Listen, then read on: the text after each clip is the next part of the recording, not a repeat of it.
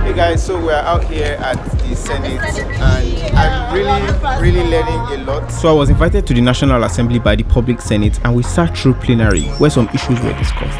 We had 2 master classes where we talked about how the Senate works, advocacy, gender rights and equality.